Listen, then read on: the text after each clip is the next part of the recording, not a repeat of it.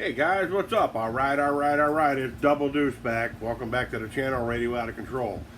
We pulled over 11,000 RPMs out of this today, so stay tuned. Hey guys, welcome back. So, I blew through a whole gallon of Traxxas fuel, $55. I got my RPM thing fixed last night. I kind of stayed up really late. I pulled an all-nighter because it was just eating at me. I had to figure it out. So if you look here, you're going to see that I have put some rubber hoses on the exhaust system to run this outside so I wouldn't upset my neighbors at 3 o'clock in the morning. And I kind of took the engine apart, kind of give it some maintenance, a little love, re-greased everything, checked everything, and because you know, just the sound of it, we knew that it was turning more RPMs than I think they recommended, but that's what we do. And so just by porting the intake manifold, my highest recorded RPM on this was, I wish I would have got the other one before I put the, you know, the other recording before I put the exhaust on the thing here, the tubes here in the back. Now this is just a stock exhaust system. Pretty much everything is stock on this thing. And I pulled a 11.9 out of this.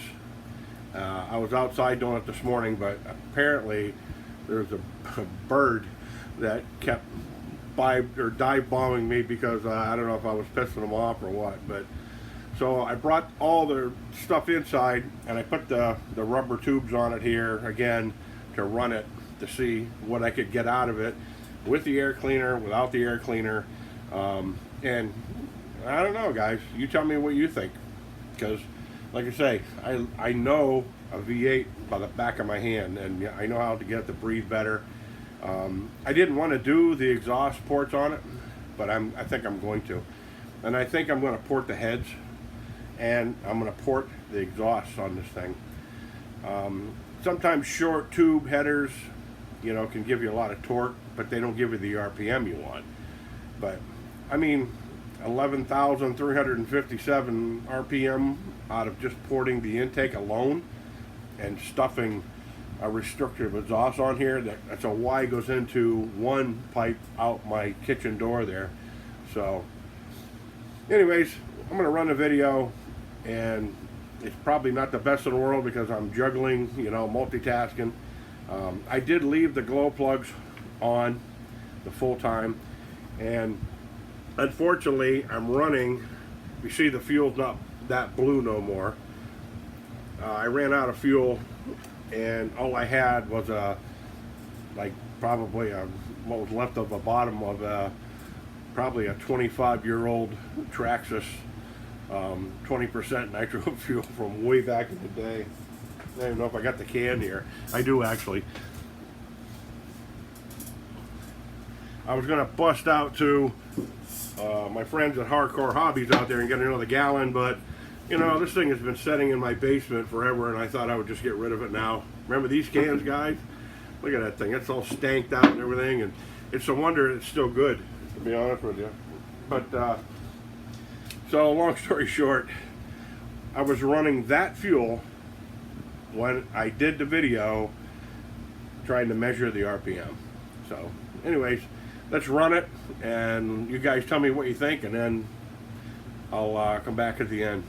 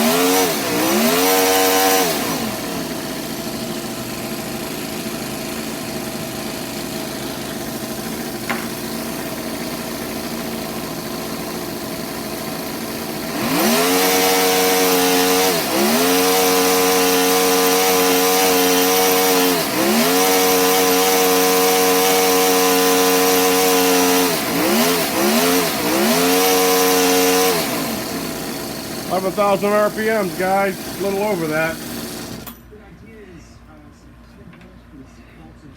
I did get an 11.9 out of it. So that's almost 12,000 RPMs just by porting the heads, man. Or porting the intake. So stay tuned. Okay, what did you think? Think I'm on to something here? Maybe, maybe not, I don't know. Yeah, like I say, you know, I mean, this thing will probably do over, I'm thinking around 13,000 RPMs. For the way the V8s are set up with the crankshaft configuration and all that, to get, you know, 10, 11,000, even 12,000 RPMs out of a V8 it's pretty rare, I'll put it that way. I knew a guy years ago that ran a 400 small block in a Nova, and he used to launch a thing at 9,000 RPMs. So for a NASCAR engine nowadays, 10,000 RPMs is the average.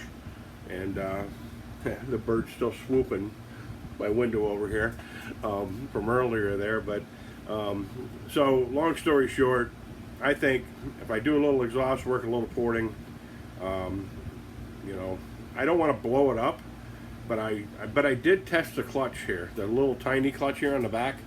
I did hold on to this thing and just and hammer on it, and I couldn't hold the RPM gun and everything at the same time, but it would when it engaged, it just ripped the clutch right out of my hand.